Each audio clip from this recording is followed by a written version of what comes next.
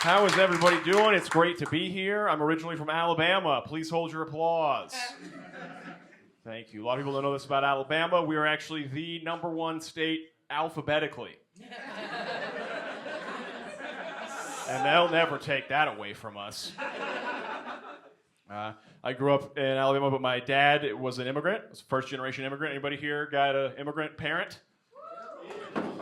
Hell yeah. Yeah, and you know, like kind of what they say, like, you know, they're like a tougher parent, stricter parent, you know. And that was like true of my dad, but my dad immigrated to the US from Switzerland, which is like a socialist country. So like he was like pushing me really hard to succeed, but his idea of success was just like having a government job. He's like, Dad, you probably didn't have to put all this pressure on me. Like, it's pretty easy to work for the government. Probably, I guess I didn't do it though. So, you know, here I am, you know. This last year I got tested for autism. I got tested for the tism. You guys laughed kind of too hard at that. That makes me feel not great. But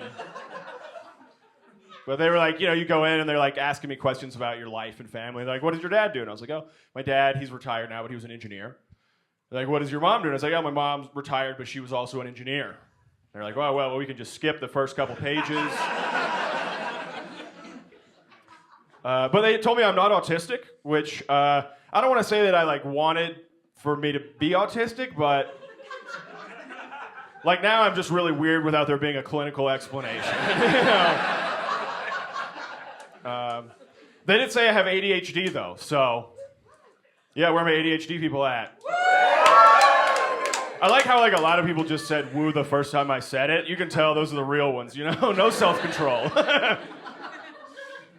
That's me. I'm one of those. I used to be an alcoholic for a long time. You guys immediately hate that. You're like, ooh, we don't want to hear about this. But no, I quit drinking, and when I first quit drinking, all my friends there would be like, you know, why did you quit drinking? And I think when people ask you that, what they're really trying to get at is like, when did you get a DUI?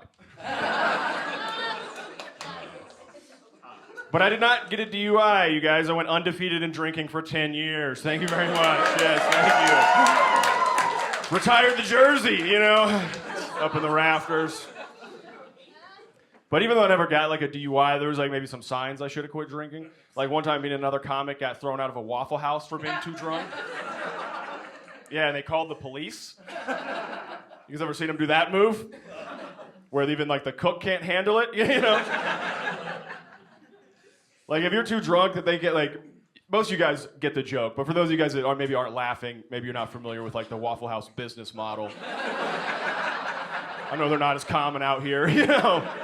But basically, they make like 80% of their income off of people that are too drunk to be in other places. Yeah, so like if you're too drunk to be in there, like they should be calling an ambulance, you know, because you have alcohol poisoning. Get those fucking hash browns to go, because you have an expensive ride. But it's great, you know, like now I smoke weed now, which one of the cool things I like to do, I've got free weed after the show for everybody here. That's right, you guys act like this isn't a weed crowd, like I haven't been walking through this room smelling it. No, I really do have free weed after the show, you just have to pay to talk to me about it. And it's $100 per ounce of talking to me about it. Thank you. I got a couple of other side hustles I do. Not that that's a side hustle, that's a joke. I sell scrap metal. That's something I've been doing recently. Yeah, nobody ever knows what to say when you tell them that, you know? They're usually like, are you okay? Is everything... Which is, you know, like a lot of people scrap. You know, a lot of people scrap, but nobody talks about it. You know, it's like Fight Club, except more embarrassing. Well, then the second thing people want to know after you're like, oh yeah, no, I'm fine. I don't do drugs or anything, you know. They're like, well, do you make any money? Right? And I make a little bit of money, but because my car's full of trash all the time, I never really have to worry about it getting broken into. So like, you know, I'm down here doing comedy 4 or 5 nights a week, parking in downtown Denver, so while I may not have made a lot of money, I've probably saved $10,000 from like the only person I know whose car hasn't been stolen. You know? I drive a Kia. They don't even care, you know? No, I'm just kidding. I drive a Ford. I drive a Ford Escape. Thank you very much. I also run a business based around my Ford Escape. Are you guys familiar with escape rooms? You ever heard of an escape car?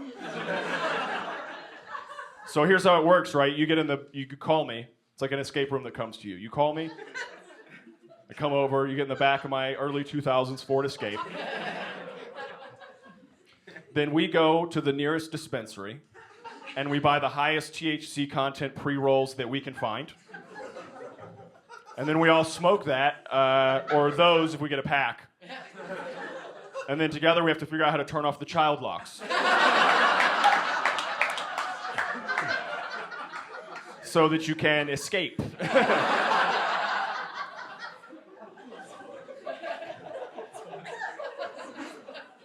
It's only $100 of talking to me about it. Man, here's something that's funny. Conservatives are afraid of cities, and that's pretty hilarious, right? You guys ever seen this? Big in Alabama, see this a lot. My friends that live in the rural places, they'll be like, you always hear the same story. It's like, I went to Denver, and I was just trying to get some food, and then I almost stepped in human shit. Right there on the sidewalk, which to me, I'm always like, how do you know that that isn't dog shit? Like, are you some kind of a shit expert out here? Like, especially in Denver, like, these dogs are basically eating Chipotle